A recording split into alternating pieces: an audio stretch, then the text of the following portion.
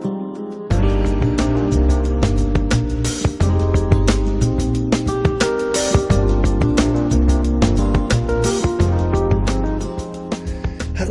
and my name's Rob Cubban, and welcome to my course called Real World Graphic Design, Adobe Photoshop and Illustrator. Thank you very much for doing this course. I really hope you enjoy it, and enjoy is the operative word, because although I'm trying to give you the real world usage of Illustrator and Photoshop, the sort of usage you will use in a design studio downtown, or maybe if you're running your own design business from home, but I also want to show you the fun involved in using these software applications, because graphic design is fun, and I hope you enjoy it, and I hope you enjoy this course. So by way of introduction, I want to just show you a few of the basic commands we'll be using in Photoshop and Illustrator. And although this course will be for beginners to intermediates, I'm going to give you the key commands that professional designers will use. So if we want to create a new document in Photoshop, we'd go Command N, which would be the same as going up here, File, New. And then you can fill in the fields of the size, whether you want them at sizes in pixels or centimeters. The resolution, if it's for web, it will be 72. If it's for print, it will be more than that, maybe 200 or 300. The color mode, if it's for web, it will be RGB usually. If it's for print, it may be CMYK, and the background contents.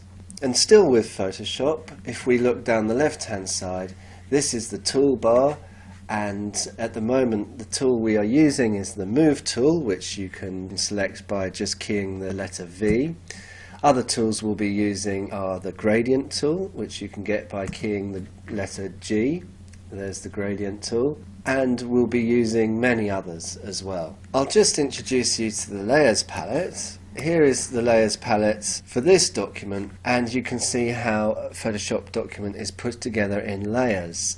Here is the background layer. That is actually locked at the moment, you can see that. If you wanted to unlock it, you just double click on it and press return there, and that unlocks the layer. So then if you were to select the Move tool, you could then move that layer. Above the background layer you'll see 4 layers there, and because they don't have that eye icon there, that means those layers are invisible.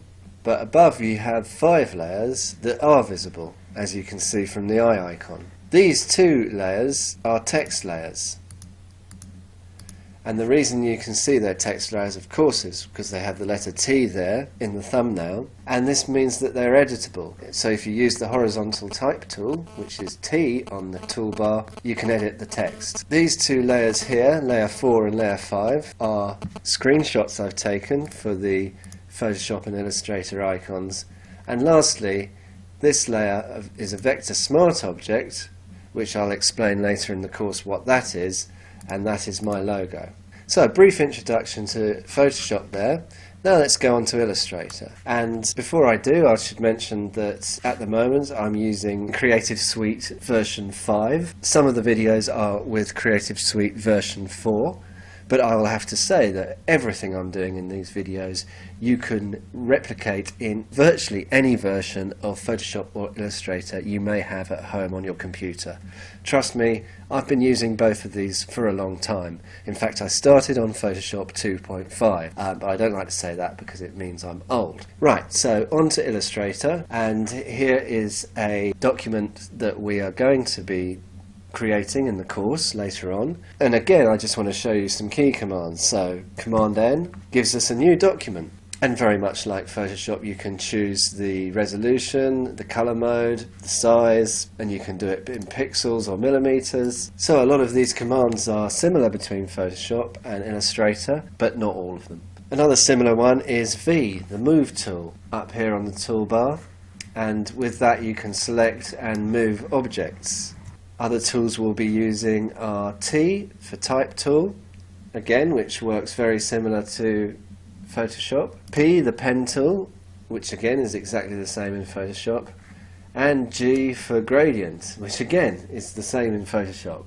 We'll also be using these two boxes at the bottom, which in Illustrator are for fill and stroke. Fill is the colour of the inside of the shape, and stroke is the line that runs outside the shape. So, little introduction for you there. I hope you enjoyed that. I have found in my life as a graphic designer and web designer, and I've been doing it for a few years, the best way to learn Photoshop and Illustrator is just to dive right in there. So I hope you dive right in there with this course, and I hope you enjoy it, and please let me know in the comments and the questions what you think, and I look forward to meeting you. I'll see you soon. Bye.